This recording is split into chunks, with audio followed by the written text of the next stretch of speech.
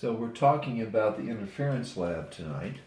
It involves using something like this, or this slide, which are called diffraction gratings. The property is interference, even though the slides are diffraction gratings. And we're going to be using this equation, d sine theta equals n lambda, for doing our calculations. So the way to think of a diffraction grating is if you take a Sharpie and you draw all these lines, take a picture and turn it into a slide, that's a diffraction grating.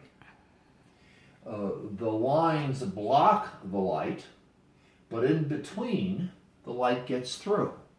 So you have many, many beams of light, many sources of light getting through.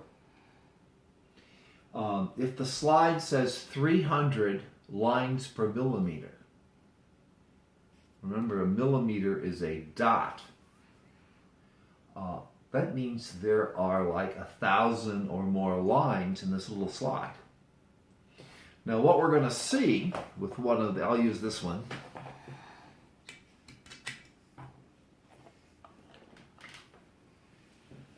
is just a few beams getting through.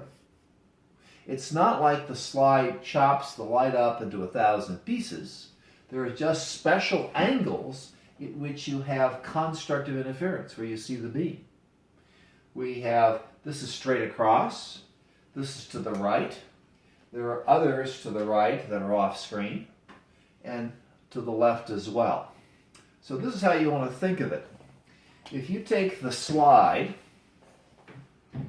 and do it perpendicular like that, you can think of successive beams coming through different openings here.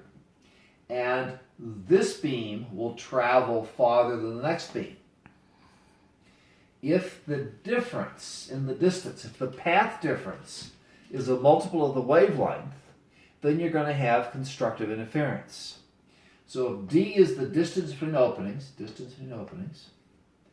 and this is theta, that's theta, the path difference is d sine of theta, here's our equation.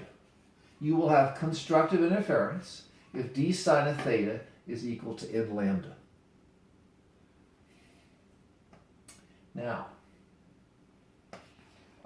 here's your physical setup. You're going to have a laser, a diffraction grating, and a screen. So you want to measure the distance from the diffraction grating, which is your source, to the screen. You want to do this distance and use trigonometry to figure out your angle. If you use the dot just to the right of the middle, here's the middle, to the right of the middle, then n will be 1. So d sine of theta is equal to n lambda. Now here are some things to think about. If the openings are closer together, that is, if you have more lines per millimeter, what will the dot do?